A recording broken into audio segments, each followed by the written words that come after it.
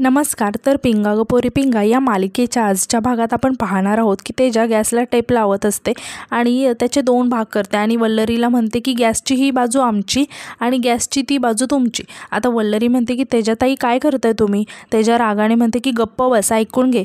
गॅसच्या त्या बाजूचे बर्नर तुमचे म्हणजे तुझे आणि प्रेरणाचे, आणि इकडचे म्हणजे आमचे म्हणजे मिठू आणि श्वेता. आमच्या तिघींसाठी मी आता नाश्ता बनवते, तुम्ही तुमचं बघा. आता वल्लरी म्हणते की तुम्ही का बनवताय, मी सगळ्यांसाठीच पोहे बनवते ना. तेजा म्हणते की काही गरज नाही. आता वल्लरी म्हणते की कांदासुद्धा चिरून झाला माझा.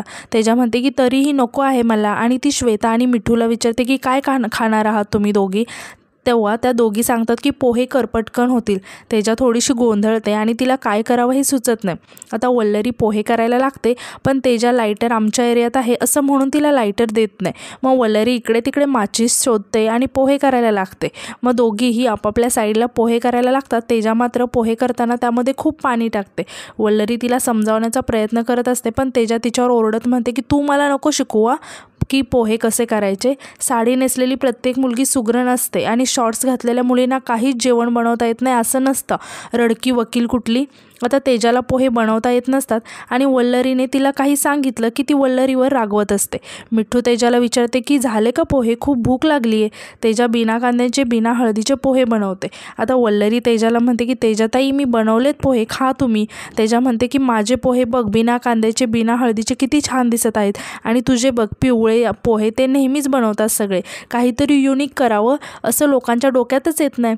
यानंतर आपण पाहतो की सर्वजण नाश्ता करण्यासाठी एकत्र येतात. आता तेजाने टेबलला सुद्धा टेप लावून त्याचे सुद्धा दोन भाग केलेले असतात. आता मिठू आश्चर्याने विचारते की हे काय आहे. तेजा म्हणते की या टेबलवर सुद्धा कोणी बॉर्डर क्रॉस करायची नाही. आता प्रेरणा म्हणते की काय बालिशपणा आहे हा तेजा. तेजा प्रेरणाला म्हणते की मी तुझ्याशी बोलत नाही. आता मिठू पोह्यांकडे आश्चर्याने बघत विचारते की तेजा हे कसले पोहे आहेत पांढरे. वल्लरी हळूच प्रेरणाला सांगते की फक्त तेलच आहे त्याच्यामध्ये. तेजा मिठूला म्हणते की एक दिवस कांदे पोह्यांमध्ये कांदे आणि हळद नसेल तर काय फरक पडतो.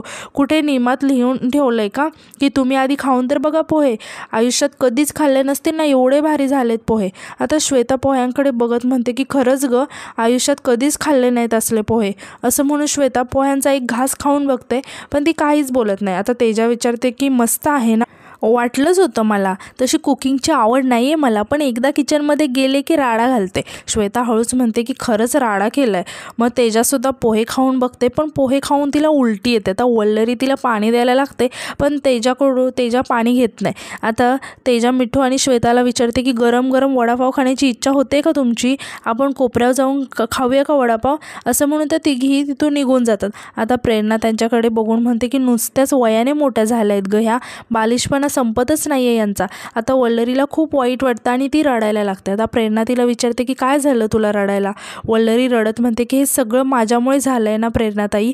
प्रेरणा म्हणते की काय बोलतेस वल्लरी. अगं त्या तुला वाटेल ते बोलल्या, विचित्रसारखे आरोप त्यांनी केले तुझ्यावर, आणि तू ते खरं काय मानतेस. खरं म्हणून स्वतःला त्रास करून घेते आहेस. त्या बालिश आहे, तू नाही. हे बघ, तू जो सल्ला दिलाय ना मला तो अगदी बरोबर होता, योग्यच होता तो. तुझ्या एवढा समजूतदारपणा त्यांच्यात नाही आहे. हा तुझा प्रॉब्लेम नाही आहे, त्यांचा आहे. आणि तसंही अजितला भेटून मी काही चुकीचं केलं नाही असं मला वाटतंय. आता असं म्हणून ती तिथून निघून जाते. यानंतर आपण पाहतो की वल्लरी तयार होऊन ऑफिसला निघालेली असते.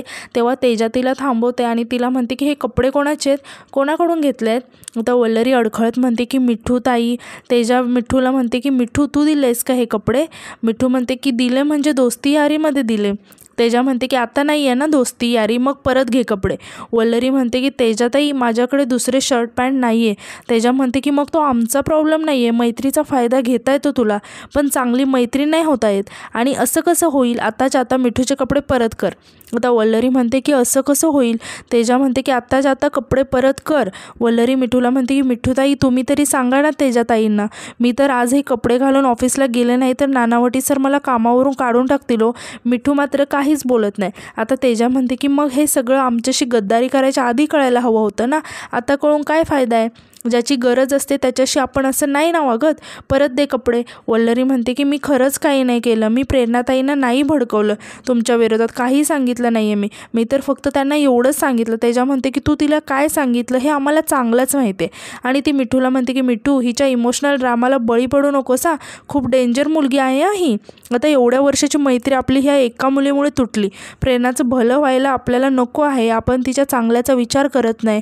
या अशा सगळ्या गोष्टी हिने प्रेरणाच्या मनात भरवून ठेवल्या आहेत. खूप डेंजर आहे ही, अजिबात बळी पडू नको हिच्या इमोशनल ड्रामाला. आणि ती म्हणते की आत्ताच्या आत्ता कपडे परत दे. आता वल्लरी म्हणते की बरं मिठूताई, फक्त आत्ता हे कपडे घालून ऑफिसला गेले आणि संध्याकाळी. मिठू म्हणते की कपडे बदलायला फक्त 5 मिनिटे लागतात, माझे कपडे परत कर आणि निघ.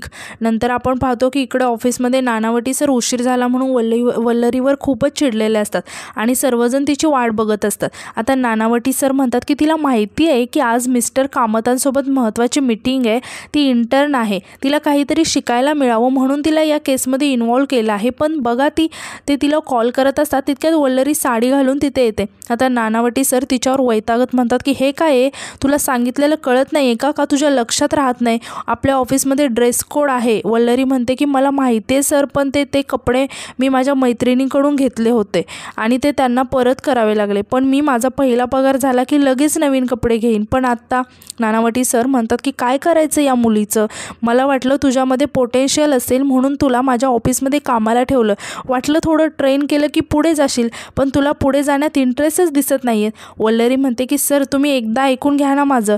नानावटी सर वैतागून म्हणतात की का सतत तुझं ऐकून घ्यायचं.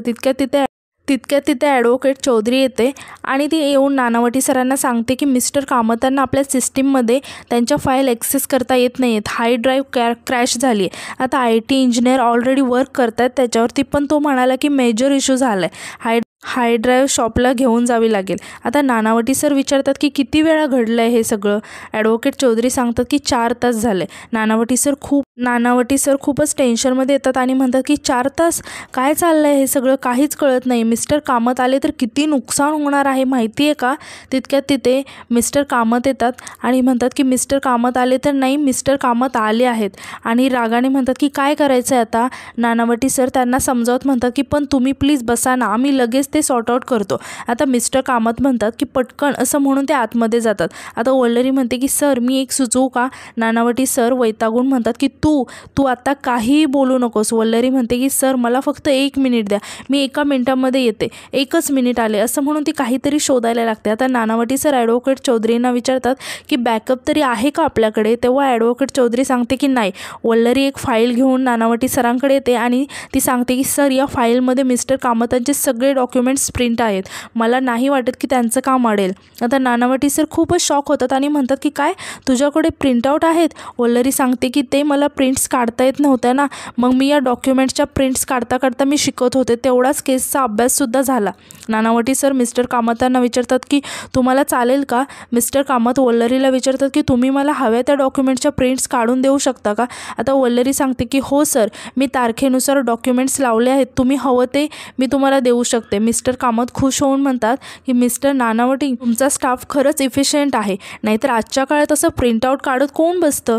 आणि म्हणतात की कारमध्ये तुमची वाट बघतोय, तुम्ही फाईल घेऊन या, मीटिंगला मी जातो, असं म्हणून ते पुढे निघून जातात. आता वल्लरी डॉक्युमेंट्स बघायला लागते आणि ती नानावटी सरांना म्हणते की सॉरी सर, ते मी ड्रेस कोड नाही पाळू शकले, पण पहिला पगार झाला ना की मी लगेच नवीन कपडे घेईन.